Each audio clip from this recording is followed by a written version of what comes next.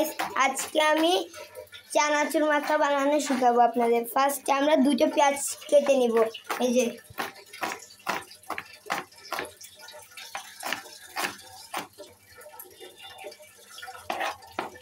পেঁয়াজ কাটা হলে কয়টা কাঁচামরিচ কেটে নিব। এই যে কাঁচামরিচ কাটছে। কাটার পর একটি লেবু কেটে নিব। এই যে লেবু কেটে নিব এখন আমরা। তারপর লেবুর যে চামড়া, এই যে চামড়াগুলোকে একটু একটু করে কেটে নিবে, যেমন এই যে এরকম সাইজে, বেশি না, একটু কাটতে হবে। যে এরকম লেবু পুরো কেটে নিয়ে, এরপরে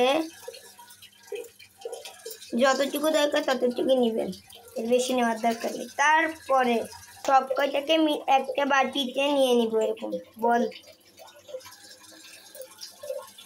নেওয়ার পর তারপর আমরা একটা শসা দিয়ে নিব। তারপর কাটা লেবুর থেকে ওইটাকে কেটে নিব কিছুটা এভাবে। এরপর ওইটার রস এটার ভিতরে চিপে দিব যাতে টকটক মজা হয়।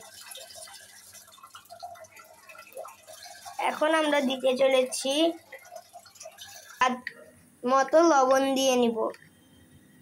এই যে স্বাদ মতো লবণ।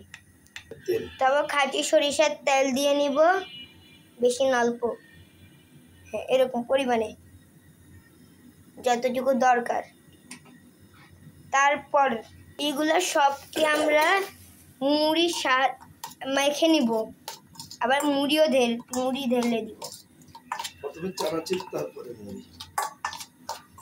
চানাচুর ঢেলে নিব, চানাচুর মেখে নিব।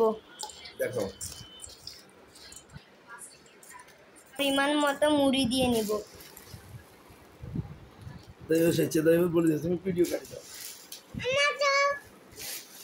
এবং মেখে নেওয়ার পর আমাদের চানাচুর মাখা রেডি। টাটা।